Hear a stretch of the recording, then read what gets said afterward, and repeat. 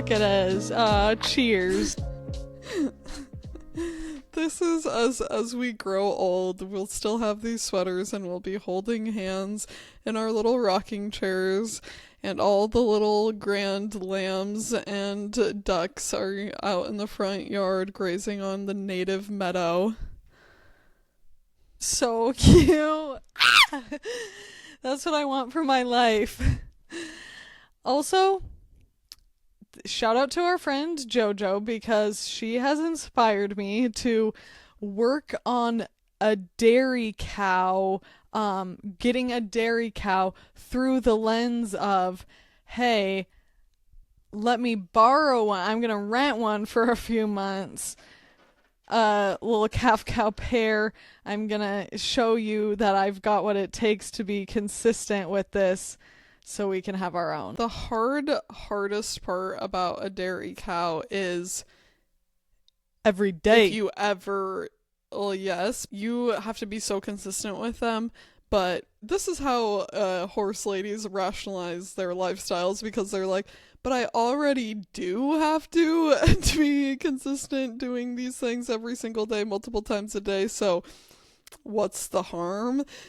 But then also, with the dairy cow, if you ever need to get care because you're going anywhere, I feel that there's probably a significantly narrowed pool of people that will help you caretake for your animals if part of it is to be milking a cow. Here's how I feel, though, with my close proximity to the city, and what I should have done was just been more of a thinker to begin with. Also, hi, welcome to the Q&R code. We're so happy to have you. Thanks for being here. I think that I should have never told anyone I would pay them money in the first place, and I should have, from a business standpoint, been like, you pay me for the experience of running a little farmstead for a few days. It's like an Airbnb style situation. That's a great way to pose it. You're like, you get to stay here. You have to care for these animals. It's a real life, like, boots to the ground vacation retreat. I happen to not be here, so you do not have Airbnb experiences for being a cowhand for the day. Just literally with the wonkiest equine crew. I'm like, do you want it's like me a donkey? My cowhands a me a are honky? Milkmaids. Riley, we said that Sean and I, the trifecta of mule, donkey, horse is called a miyahonki. So we are, one of the rare individuals with a miyahonki situation. So it's like, hey, you want to try out our little trifecta of long ears? It starts with short ear, then slightly longer, then longest, and play with them.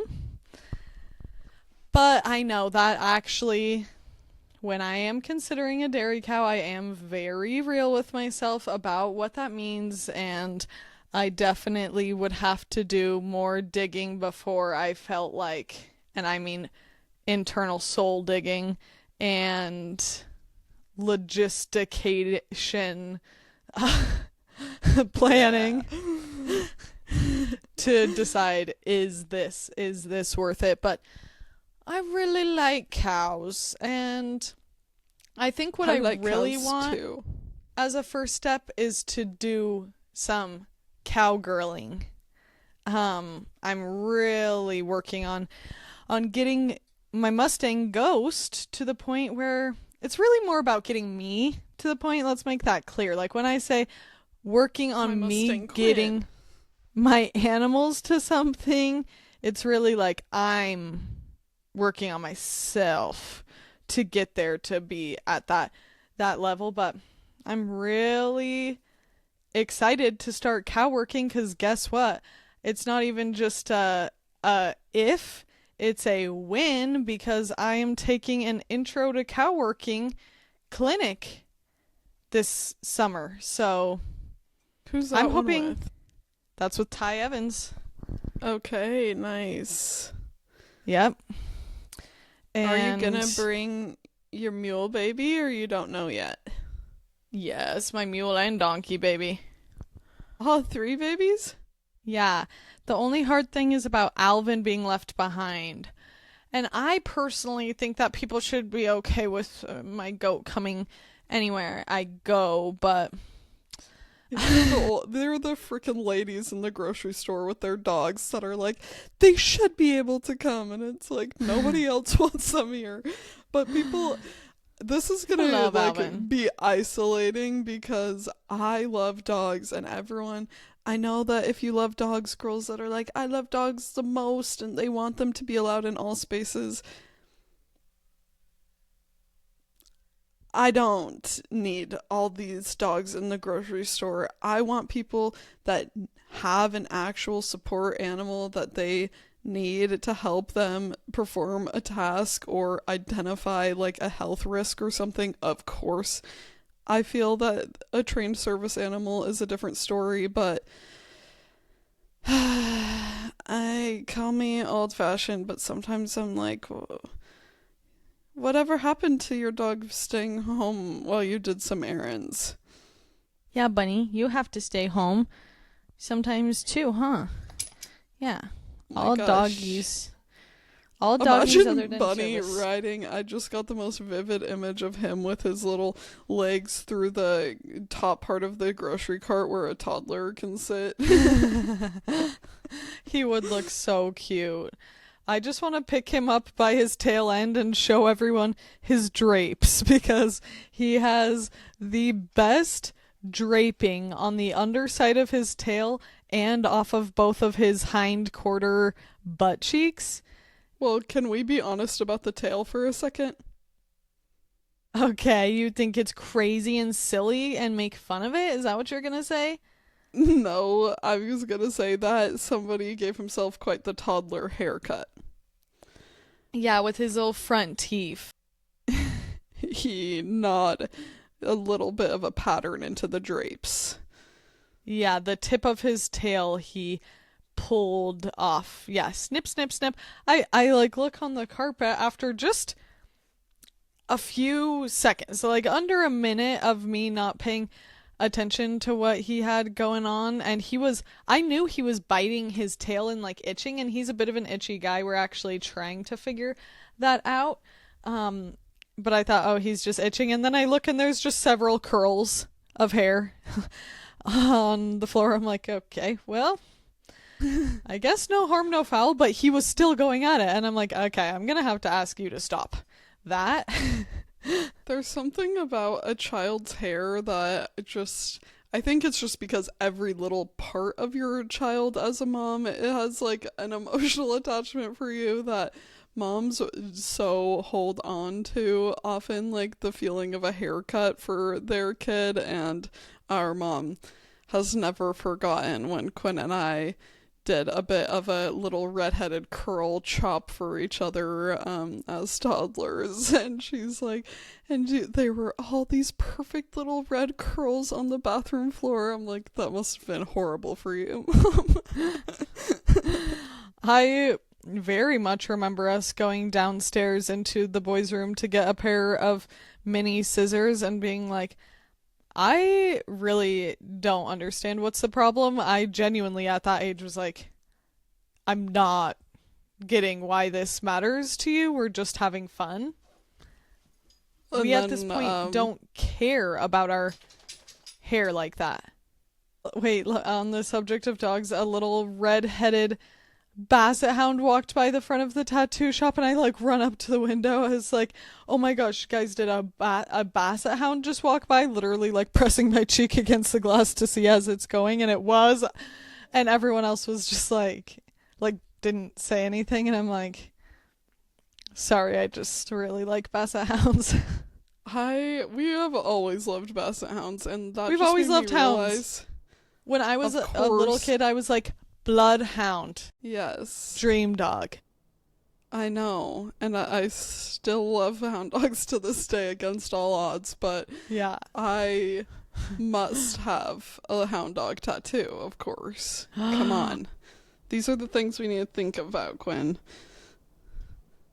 We need to get a You Ain't Nothing But a Hound Dog in the, of course I go to say it and now I'm forgetting her name. Mama. The original singer of that song, and not in an Elvis way. And you know, that's on appropriation, because the fact that we know Elvis's name off the top of our head so much better than we know, what's her name? Big Mama Thornton. Of course. What's wrong with me? Big Mama Thornton is who we meant. Big Mama Thornton.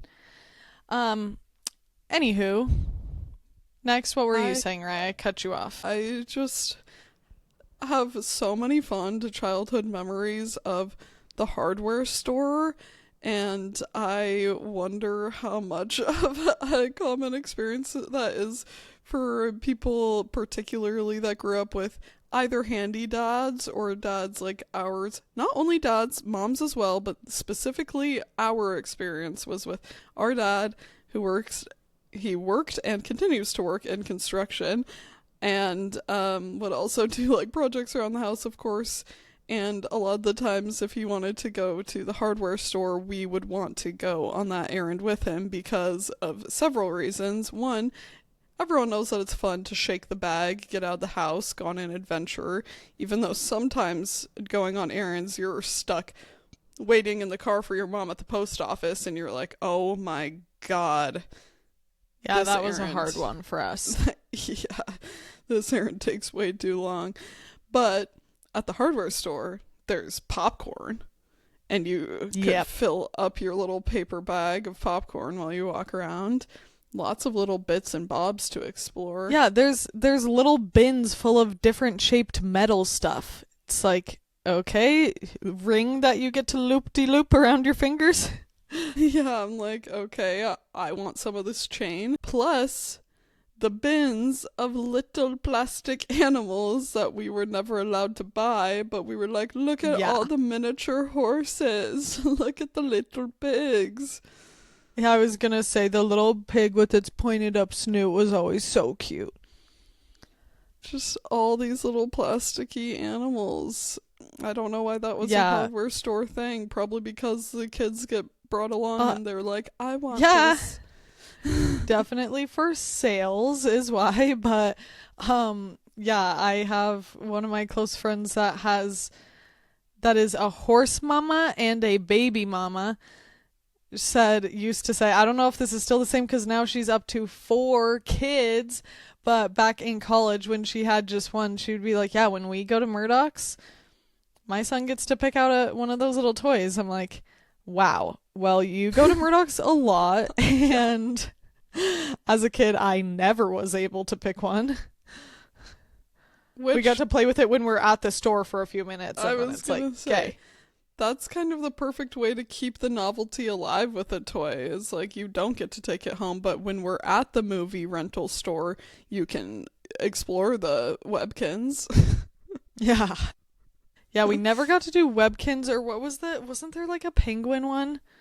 Club Penguin. I think I shared this already, but pretty recently I was like looking up some of the old computer games we used to play, because I'm like, I want to have a little taste of that nostalgia, and most of them are very hard to find. Like, I don't know, I wasn't able to gain access to the games that I was interested in. Yeah, like when I nearly downloaded a frickin' virus on Sean's work computer looking up American Girl games. Why did American Sean Girl was like, don't open that. I'm like, why? Sean is a computer guy. Doesn't he have like the malware software downloaded or whatever that protects you? I don't know. Probably, but he's still like, do not, first of all, don't put that on any of my computers in general, but this is literally my work computer. I just thought I was like having fun. I went up to his office just hanging. I wanted to play some of the old American Girl game, like the Roundup one where you get to be chasing a steer and then throw your rope. So fun. Don't you catch rabbits? Oh yeah, rabbits. That's so funny. And there's like carrots everywhere. And you catch like little brown rabbits, I think you get more points for, which now that I'm thinking about that, they didn't have to make that choice. Yeah. Like, how about make it a little purple rabbit or something? Speaking of, we're horse girls. If you didn't know, welcome. But does it seem like we're just horse girls? No, let's keep it real for the donkeys and the mules and the zebras and the... No, Quinn. Zebra. I apologize. What else are equine? I'm not sure. Is there other equine? I should know this. I'm sure. Oh, obviously, like ponies and all sorts of like horse breeds and stuff. But anyway, Riley had the brilliant idea. I thought it was brilliant. I'm like, this is so fun. I know that this is what I would love to talk about and listen to, is thinking about basically our first horse loves. Our first horse loves, and those memories that are seminal and grounding for a future wanting to be a horse woman. And I also believe there is plenty of space to be a horse girl and not have a horse, and that route makes sense for a lot of people. And in fact, when my first awareness came around the term horse girl and someone brought it up to me, the first person I thought of was someone that does not have a horse, but that I was like, I can already tell you right now from growing up with them and their horse themed. Yes. We love you, Clara. Yes. That is so funny. Yes. In my yearbook, it says moron and horse girl on different people's. That would be the best to get the horse girl. Yeah, and I think that we should just get it right out up front in the open that, of course, any horse girl around our generation necessarily has a relationship with Spirit, Stallion of the Cimarron. Yep. That's exactly what I was thinking. I'm like, duh, this is going to be the most relatable thing to bring up. Back in my prime, when I was 6 years old, I did not know that Spirit was as popular as it was. In fact, I remember one of my more early feelings of jealousy that I remember, or maybe it wasn't jealousy, maybe it was just like pure wicked envy. Yeah, I don't know, but was when we at school got to have a like pizza and movie lunch and got to decide what movie, and I volunteered Spirit, but another girl volunteered Spirit, and she was like, that is my favorite movie, and I was like, that is my favorite movie. Oh, and possessive. Yeah, where I was like, I've watched it so many times. I'm like, I have Spirit, my stuffed animal, my one little cute little laid out flat horse that was a little buckskin stuffed animal. I'm like, Quinn had Spirit and I had Rain. Spirit is my thing. Yeah, which was so cute. Iconic, my little paint horse stuffed animal. I'm like, Rain, of course. At an early age, us with our grandparents' horses being like, okay, found a feather on the property, going to try to braid that into their mane. Obviously, so much of being a horse girl comes with appropriating Native American symbology and practices the words and fashion. Coming out with this episode, Quinn. I'm being insane, I know. No, in only the best way.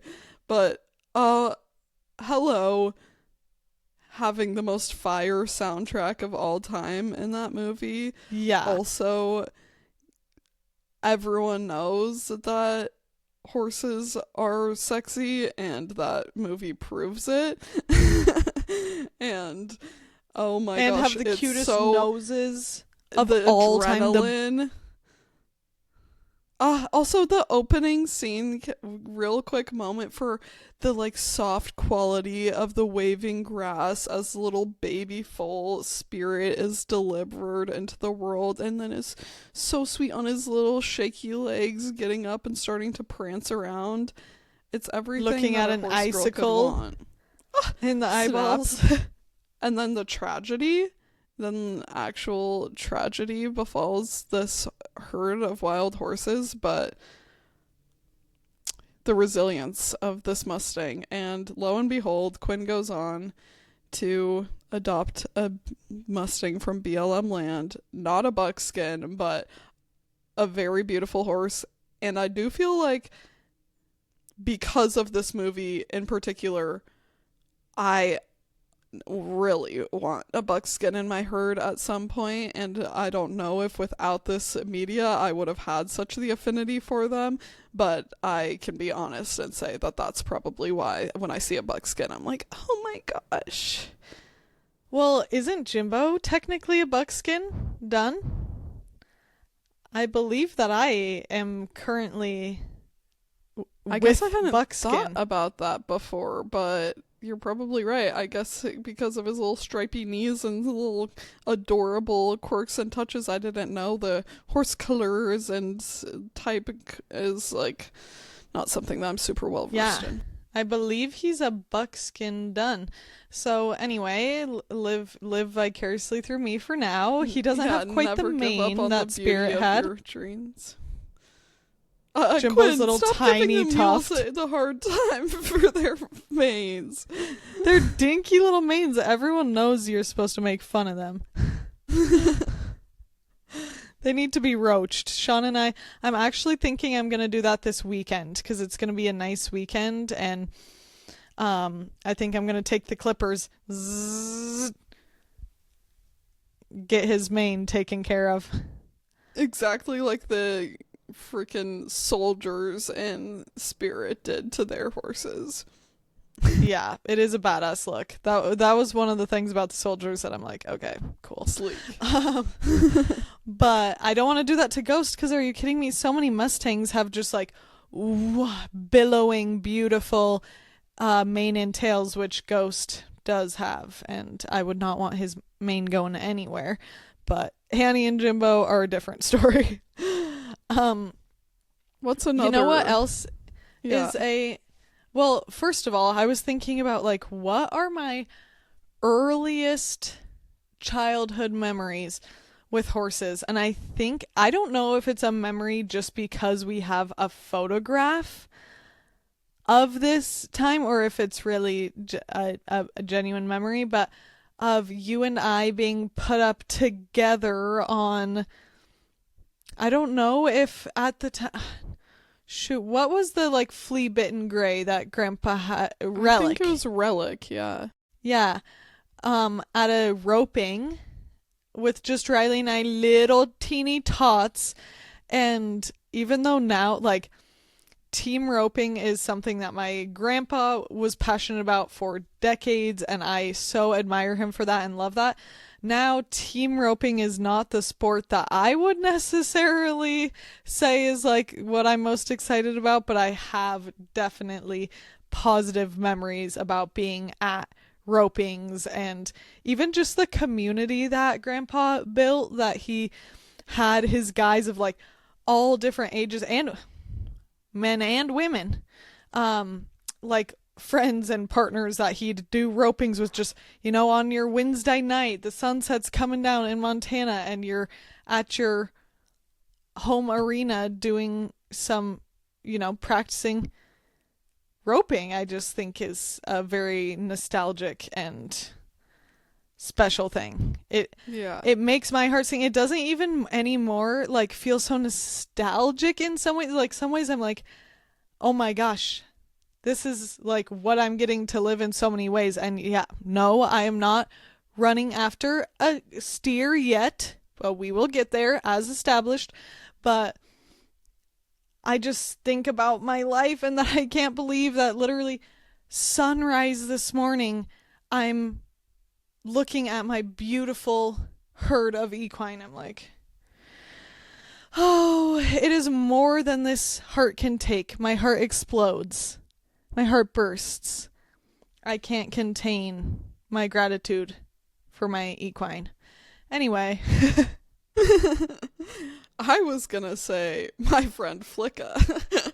Yeah. We'll talk about another Mustang that I didn't know I was being inspired by consciously, but I'm sure that was part of it. Also, there's a movie Flicka that came out with Tim McGraw, of course. Love that. But there's My Friend Flicka, the novel it was inspired by. What was her name? I think the woman that wrote it was someone O'Hara. I can't remember. It's an older novel for sure, but it takes place in Wyoming, so I remember reading it and being like, oh, so affirmed. We are girls in Wyoming that are going to just befriend a Mustang and have this amazing relationship with a challenging equine. Yeah. And then you do the real thing and you're like, oh wow, I have a lot to learn and it does not look as graceful. You're like, oh, it's weird you don't just tame them by slowly walking up to them and putting your hand on their nose. No. Which, I mean, I guess that's an element, but it's not quite that simple. I am very excited for my next Mustang. Okay. I don't want to scare people, but really, when I think about my next equine, which, okay, no judgment. I'm allowed to move on my own timeline, and I will Sean and I'm like, I will decide that for ourselves. Sean, sorry, forgot about you there for a second. But it's gonna be a hard choice between the next equine of ours being another mule or being another Mustang. That is a hard choice. What do you want first, Riley? I guess it depends how the stars align, because really what I want is an equine that is like at the right level and place for me to take them on and start out, because I think how you and I have always been with just diving right into the deep end is great. I feel that now that I've known a little bit more, I've seen what I've had to see, I'm like, I think maybe I would like to invest in a equine to start out with that is a bit further along in their training, because I'm a beginner and I want to learn like at that pace, but also feel like, yeah, I think that sometimes in life there's the time to be like, I'm gonna build my house from scratch even though I'm not a carpenter, and I'm gonna learn as I go, and there's a time to be like, I'm gonna take on some help with this project because I don't know anything, and that's where I stand. So Quinn has brought up the possibility of a retired Forest Service mule because they have a lot more experience, and that's something that I'm very open to. I freaking love mules, but I also love horses, and I don't know what the future will hold, but I know Quinn knows. I know that it'll be eventually some of each, but yes, that's what I like to hear. Green flags. I'm sick and tired of the people around me not having enough equine, and I need to immerse myself in more spaces with more people having multiple equine, because I'm like, yeah, it's just a certain mind understands this. I told Sean I could see us in the future. I don't even know if I should be saying this online, but I said I could see us with 10. You have a herd of 5, I have a herd of 5. He was like, Quinn. Wow. I'm like, that's less unreasonable than I thought you were going to be. Yeah, I feel like that's very reasonable. Yeah. I'm like, I could be like some of these people up in here with 30. I feel like it's very modest and fair for us. Like, that I'm like, then we have a dainty perfect number. Those are a couple of really nice pack strings right there. if we're going to shout out Josephine, we can shout her out again this episode because their herd of drafts, and I don't know, they're probably like mixed breed horses. I can't just look and tell, but oh my gosh, they have such a beautiful herd, and they do work like all winter long using wooden equipment with these horses. Like they still work their ranch using traditional equipment and a sleigh that their horses drive, and I am always looking at those videos just like, why do we have to love the things in life like draft horses that are gonna eat us out of house and home? But yeah, they are Riley, we should get a team of drafts eventually. That would go hard. Great. I hope that our husbands choose not to listen to this episode because they need a little time. But I just am like, okay, either accept me and love me for who I am and know that comes with a lot of equine, or don't. And that's going to be your loss. I did have a crazy thought come to night last night that I was like, okay, what if a super old, like, senior dog needs rescuing? That is crazy, Quinn. That is crazy, and I do want to maintain a marriage with my husband, so I need to... I need to be thoughtful. Slope, you guys. It is a version of mental unwellness to start Riley with animals. What are you saying? I'm saying you have to be very careful when you start thinking, what if I take on another animal in very short succession to taking on other animals? Yeah, yes. Okay, another inspo for my first little horse love was the Pegasus in Hercules. Oh my gosh. Thank you. And when you. it's a little baby Pegasus being like, wee, thank you.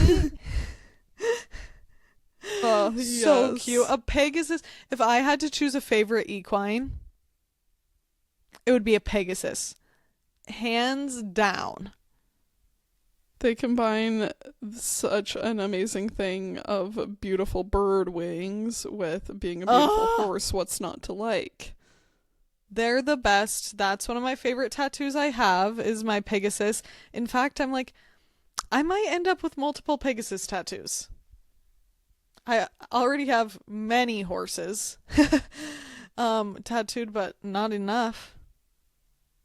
You know what I see a lot of is a tattoo of like wings across the shoulder blades, but not enough people with then a big horse body in the middle going down the back, and it's a Pegasus. Yeah. Actually, one of my friends, Hannah, is getting a big Pegasus back tattoo right now, which is sweet. Gosh. And I'm like, I wanted to be the one to do that. What the heck? But Sean and I have actually talked for a long time about him getting a Pegasus back piece, either doing like a big Pegasus thigh piece or back piece. So, but I decided early on, because Sean was like so down. This was years ago when I first started tattooing, actually, that I drew up an original design, and we talked about like doing it one day, and then I was like, this is one of those tattoos that I want to wait until I'm much better and just like kick it out of the park instead of feeling like I'm giving you a mediocre, like more early years. Okay, I'm not gonna allow you to sit here on our podcast and act like you would be giving a mediocre tattoo. 3 years ago, if I tried to do a full okay, you were talking about piece. Right when you started. I thought you were talking about right now, and I'm like, that is self-deprecating.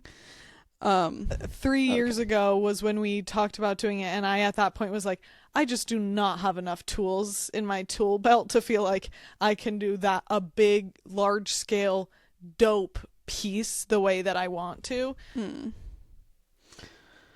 Don't worry, Quinn Sean and I have a lot of plans for Quinn to keep her busy. Okay, but Quinn, before we go wrap up this episode, I just needed to say that Storybook horses, of course, are like some of my favorite, but I am having the hardest time remembering the names of some of the picture books that we grew up loving, and I wish I had access to our home in Jackson right now because we could look through bins, since our mom also is a children's book lover. She saved any of the books that were really like repeat reads in our home. And looking it up online, I like looked up cowboy storybooks and western and tried to find like these children books titles that I cannot remember and I cannot find. But there was one hard. There's like one that I remember that had beautiful art that was like, you know, very beautiful illustrations and I think probably watercolor painting horses. That I loved that book. And then there was the much more quirky not cartoon, but you know what I mean, rather than illustrative, more like graphic cartoon-esque of the cowboy, the little cowboy. Yeah. Was his name Sam or Hank or something like that? Probably. Just cowboy names. Yeah, I love the feeling of remembering nostalgic things, but then it kills me when I can't put my finger on what it is, and I do not have a good brain for that type of recall. Like, I have a great brain for some things. Remembering the names of anything is not where I excel. But right, also shout out to our little old school wooden rocking horse. And yes. Our stick horses. And, yes, peg horses. Yeah. So fun. And that to me, the video, the little home video we have of our brothers Connor and Keaton. Keaton, get your horse. Get your horse, Keaton. We're riding off on the range. Yeah. Shoving him the stick horse, being like, and them in their cowboy hats. And yeah. So cute. Keaton, get your horse. I love that just us always cowboy hat and then whatever else you had on. Sometimes just a shirt, no pants, sometimes footy pajamas, sometimes full cowboy garb, but yeah.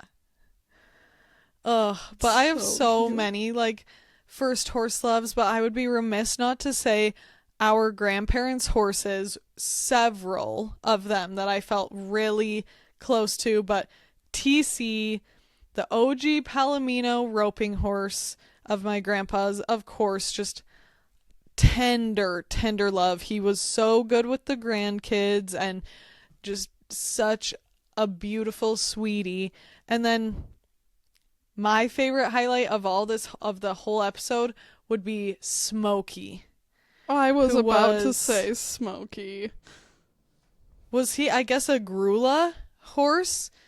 And it was so pretty, and Grandpa did not let the grandkids ride him, and that's one of the many times I felt like, Grandma, I love you because you are our advocate and you believe in us, because by the time we're in high school, or like late middle school, early high school, Grandpa was still like, no, the grandkids aren't riding Smokey, and we're like, Grandpa, please. And Grandma's like, are you kidding me? They can totally ride Smokey. Like, why not? Let them. And I'm like, he just I don't remember if I ever did, though. I got the opportunity to, because there weren't enough horses at one point for like the 4th of July for us to all ride, and Grandpa was like, okay, Riley can ride Smokey, but he was just so nervous about his speed and us kicking him up, so he was like, you can't kick him up. And I'm like, you want to ride a fast horse, that's fun. Yeah. Like, let us. Riley's like, this is the point. Yeah, and we'll be fine. And if that's just also a part of riding horses, so it's like, you can't protect us forever, we're gonna fall off and have to learn the hard way with I don't know, I get it as the adult when you're like trying to protect kids, and there's also just that line with stuff where I'm like, you can only have so much control when you're dealing with something like another animal, and there's an inherent risk there that you kind of have to embrace if you're going to allow it at all, because even if you control these factors, like, stuff just happens. We've fallen off in the arena plenty of times on a horse. Anyway, but Smokey was always a horse that we loved, and it is just a different perspective looking back, where I don't know, I think we were in pretty solid hands with Smokey. I'm sure there were ways that he had some spirited things that could make a grandparent worry, but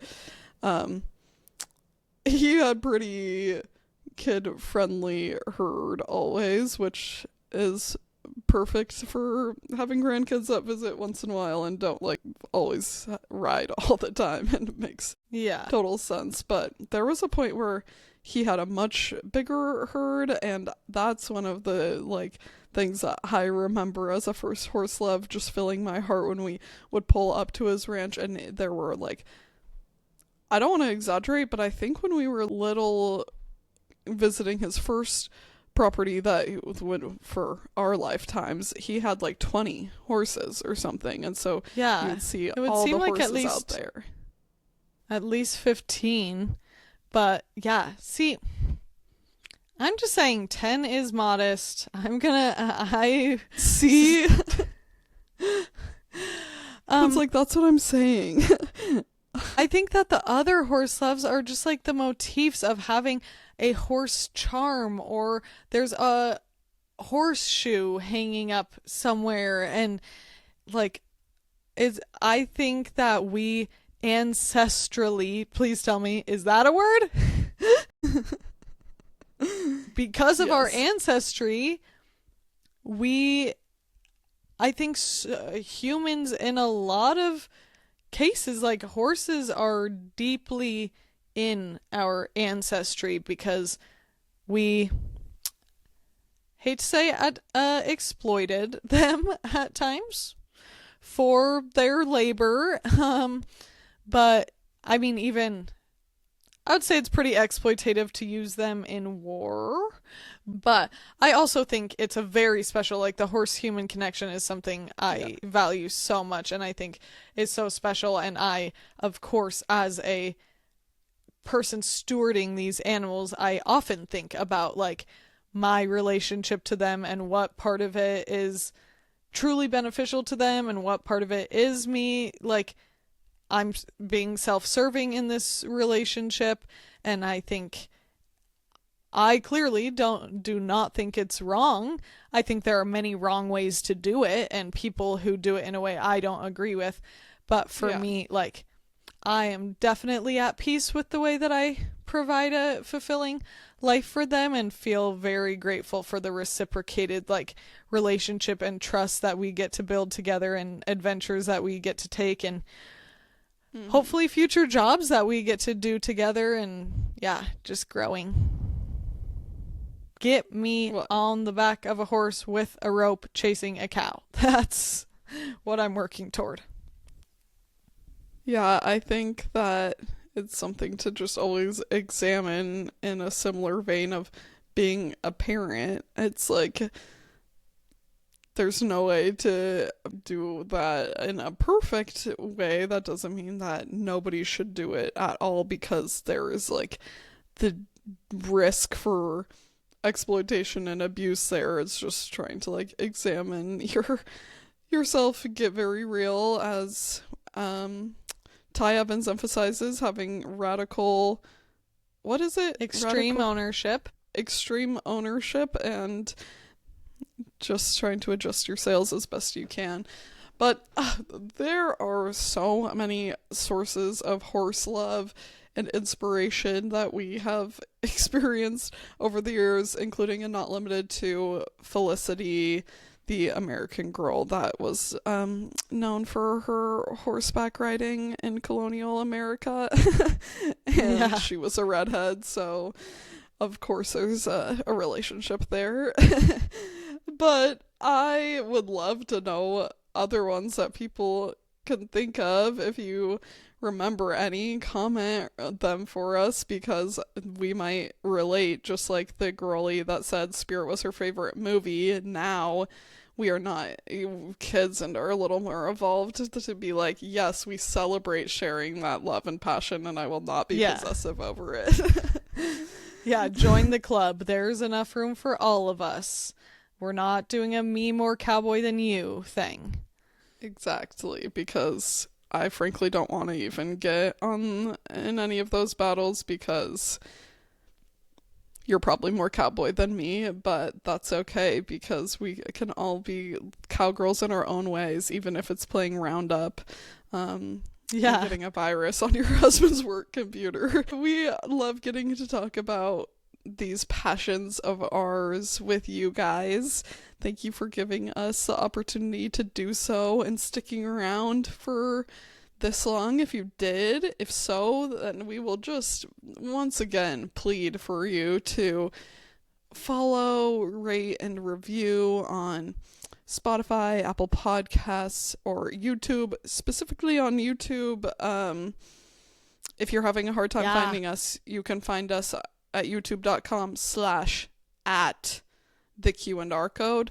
And today we're wearing matching twin outfits, so you can either feel like that fills you with scorn or embrace it for the sweet sign of sisterly love that it is. And how cute is it that this was my mom and our grandma's sweaters, that they had matching little mother-daughter handmade sweaters. We love that. Thank you. I love it. Thank you for passing these down to us. I believe handmade in Nova Scotia, if I remember correctly. Anyhow, thank you for watching. Thank you for listening. We will talk to you next Tuesday. Goodbye. Goodbye.